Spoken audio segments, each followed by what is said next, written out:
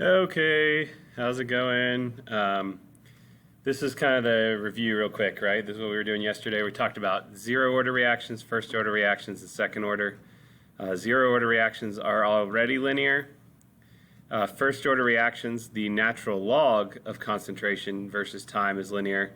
And second order reactions, 1 over the concentration versus time is linear. Okay, the last problem we were doing, we're actually looking at this data. And I did a little, I did this on Excel, okay? So I just want to show you, I put in the time came right off the worksheet, the concentration came right off the worksheet.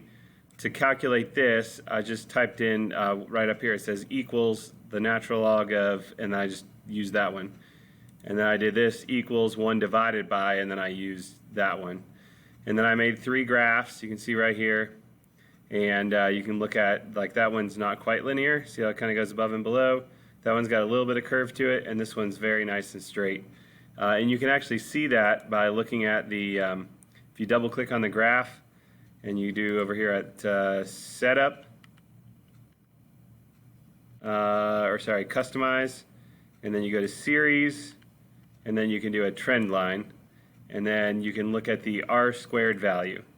Okay, the better R squared is, the closer R squared is to 1, the more linear it is. So this one is perfectly linear. That one's got a little curve, and the other ones have a little bit of curve to it. Okay, and so that gets us to our data we got right here, and the little graphs we have here. So then we can use that information to go back and calculate things, right? So what is the value of the rate constant K? Remember, K is equal to the natural log of concentration over time. The change in concentration, this little delta, that means change. Change in the natural log over the change in time. So you can just pick any 2 values off of your chart, and any 2 times. They picked the first one and the last one, and that gave you 0.0376 as your K value. And what is the concentration at time t equals 0? Well, then you just work backwards, right? You have natural log of concentration, you have time, and what you don't know is time 0, right? And so you can plug everything else in. This goes back to this little table right here, right? If you have this, a concentration at a given time, this is K, we just calculated, this is T, time. The only thing we wouldn't know is that one, which is the A naught, which is the concentration at time 0. And so then you can calculate the concentration at time 0 to get your answer there. So let me show you some of the the problems in the assignment today. Okay, so the first one here says the decomposition of hydrogen iodide into hydrogen and iodine is a second order reaction. The rate constant K is equal to 0.080. How long does it take an initial concentration of 0.050 moles to decrease to half this concentration? Okay, so we have some information, right? We have K, so it tells us K. We have an initial concentration, that's the naught, or like the concentration at time 0. Okay, and then we know the final concentration that says decrease to half this concentration. So the decrease to half this concentration would be from 0.050 to 0.0025, or 0.025, sorry, not 0.025. So we have the final concentration, we have the initial concentration, and we have K. So the only thing we're missing is T, which is time. So all we got to do is look back at our equations here. So let me show you this equation sheet. You might want to have this out. Since we're doing a second order reaction and it tells us a second order reaction, then we're going to use this equation right here, okay? So you do have to know what the reaction is. That's the other key piece of information. Second order reaction, okay? So you just plug all the data in to calculate your answer here, right? So I'd have 1 over the concentration at time t, that was 0.025, minus 1 over the initial concentration, which is 0.050. We have K, which is given in the problem, and we're calculating T. So then it's just a matter of finding the unknown. Okay, and if we do all that, I'll show you the answer key here. Let me zoom in on just this one so you can see it. Okay, so you have K, concentration initial, concentration final, time is the unknown.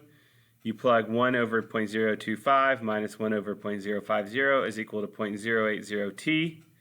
This can be done on a calculator. You can literally just type it in, and then you would divide this to the other side, right? Divide to get it to the other side, and then you get 250 seconds. That would be your answer, okay?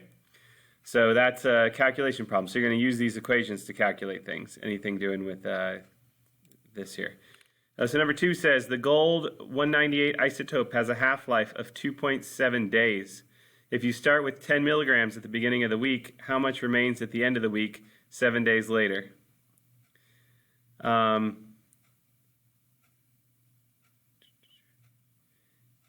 think you have to figure out the order of the reaction here to start.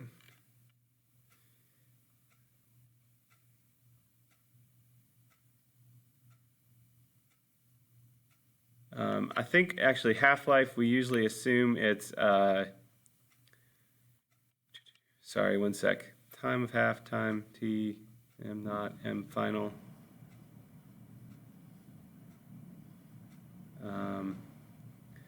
Yeah, so you can use this half-life equation, right? So this was the half-life equation. All you got to do is plug in your unknowns, and that's going to tell you K, right? So we have two things we don't know here. We don't know K, which is our rate constant. We also don't know the how much remains question, right? So what is the final concentration, or what is the final amount at the end of the time? We're going to assume it's a first order reaction because it has a half-life, and that's the only half-life equation we have. Okay, so we plug in our time of our half-life, which was the 2.7 days. That gives us K, okay? And that equation is located right here. Time of half-life, ln of 2 over K, okay? And then once we have that piece of information, we have K, which will go right here, the 0.257. We have T, because it tells us how much remains after 7 days, okay? We have the M naught, which is the initial amount. What we don't have is the M final, which is this one right here. So we just plug in all our unknowns, and you're going to get to this point right here. Okay, now, this is logarithms, and you do have to know some logarithms, right? ln of m means log based e of m is equal to 0.504. So to get your answer, you take e and raise it to the 0.504 power. And that's a button on your calculator. It should say e raised to the, like e with a little x up above it. So you do e and then raise to the 0.504 power, and then that will give you 1.65 milligrams. Okay? So for each of these problems, you need to know the order of the reaction, and then you're basically just picking one of these equations to use, and then you're solving for the unknown piece of information. Okay? Let me do one more here. Let's look at number 3. It says the decomposition of SO2Cl2 is a first order reaction. That's a key piece of information, right? First order. The rate constant, which is K, is 2.8 times 10 to the negative third. Okay? If the initial concentration is that, how long will it take for the concentration to drop to that? So we have a K, an initial concentration, a final concentration. All we're missing is time, right? So if we look back at our formula sheet, we have first order, right? First order reactions. So we have ln of the initial concentration, or the final concentration, minus the ln of the initial concentration is equal to negative K times T, which is the only thing we don't know is time. So if we go ahead and calculate that, it's going to look like this. So we have ln of 0.31 times 10 to the negative third, which is the final concentration, right? The ln of 1.24 times 10 to the negative third, which was our initial concentration, is equal to negative 2.8 times 10 to the negative third, which is our K, times T, which is our time that we don't know. So then we're just, basically, this is a big number. You just calculate it, then divide whatever you get by this to get T by itself. And that will give you 495 minutes. Okay? There's a lot of other problems on here. This final one is an excellent problem. I really want you to try this one on your own, the free response question.